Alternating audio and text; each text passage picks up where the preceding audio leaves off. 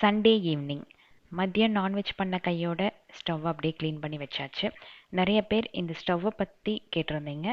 இது வந்து பெங்களூர்லேருந்து வரும்போது வாங்கிட்டு வந்திருந்தேன். நான் இன்னுமே அவ்வளோ குக் பண்ண ஆரம்பிக்கல. அம்மா தான் பண்ணிகிட்ருக்காங்க. அப்பப்போ நான் பண்ணிகிட்ருக்கேன்.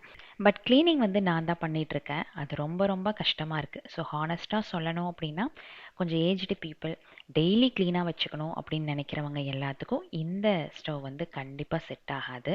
டீ சாப்பிட்டு முடிச்சுட்டு மித்திரனையும் பாப்பாவையும் கொஞ்ச நேரம் வெளியே கூப்பிட்டு போகலாம் அப்படின்ட்டு எப்போவும் சாயங்காலம் ஒரு 1/2 to 1 hour அப்படியே காரில் ஒரு டிரைவ் போயிட்டு வருவோம். மைண்டு கொஞ்சம் ரிலாக்ஸிங்காக இருக்கும். அதே மாதிரி லாங் டிரைவ் பாப்பா கூட போகிறதுக்கு எனக்கு ரொம்ப ரொம்ப பிடிக்கும். ஆல்ரெடி vlogல சொல்லியிருந்தேன் இல்லையா? இப்போ மித்தும் கூட ஜாயின் பண்ணிடுச்சு. மித்ரனுக்கும் பாப்பாவுக்கு ஸ்கூல் செட் ஆயிடுச்சான்னு கேட்டீங்க. பாப்பா தான் கொஞ்சம் எனக்கு பயமாக இருந்தது.